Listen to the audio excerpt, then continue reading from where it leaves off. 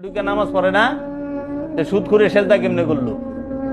সুদ খাওয়া হারাম, তু দিয়ে যায় ডুবুর ডাবুর সেজদা করতেছে। 5 ওয়াক্ত নামাজ আমগ এলাকার সুদখুররা সবাই পড়ে মসজিদে জামাতের সহিত। আপনি মসজিদে আয়েন না, আমি সুদখুরের গন্ধ মসজিদে ঢুকাবেন না।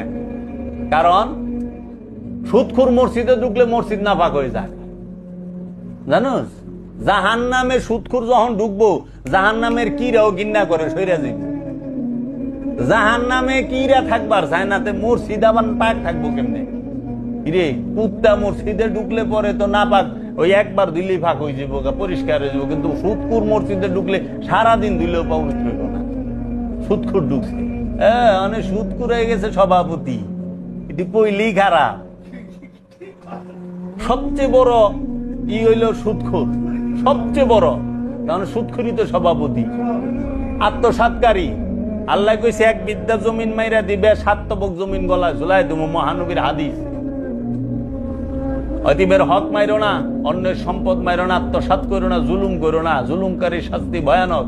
আরো অনেক বিধবা মানুষের জায়গা দখল করে, এতিমের জায়গা দখল করে, এলাকার অনাথ দুস্থকে জায়গা দখল করে, 22টার জায়গা মাইরা, বইনের জায়গা মাইরা, পাকা মুসল্লি কপালে কর বালাই দিছে সেজদা করতে করতে। এইটি তো বাটপার। এর লেগে আল্লাহ মাথা নত কে সেজদাই বলে নাই,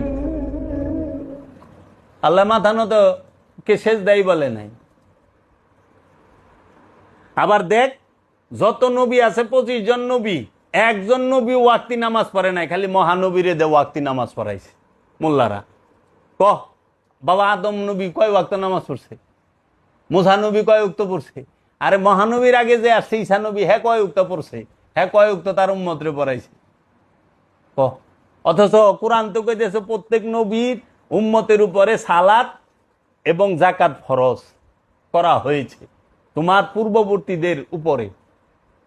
কিরে, তাহলে হেরা দিয়ে কেউ 5 ওয়াক্ত বললো না, আপনারা 5 ওয়াক্ত লইলেন, তা আবার নবীরে দা পড়াইলেন।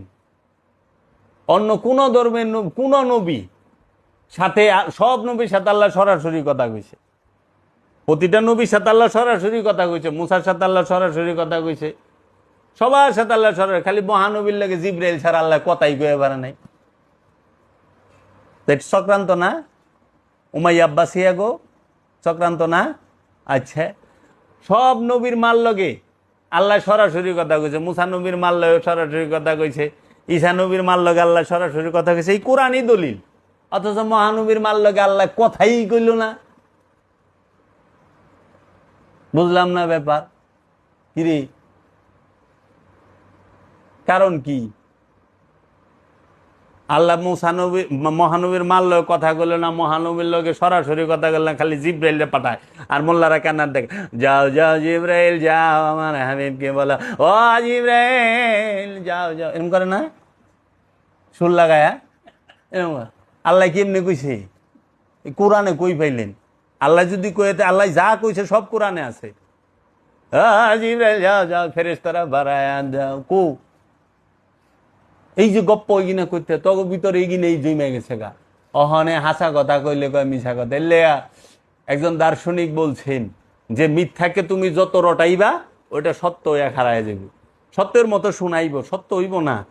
এলে যত প্রচার করবা ওইটাই সত্য হইব। মানে এত মানুষ মিলে প্রচার করছে ওরা যে মিথ্যাটারই সত্য মানে খাড়া করায় দিছে। অনেক সত্য কইলে কয় বানায়।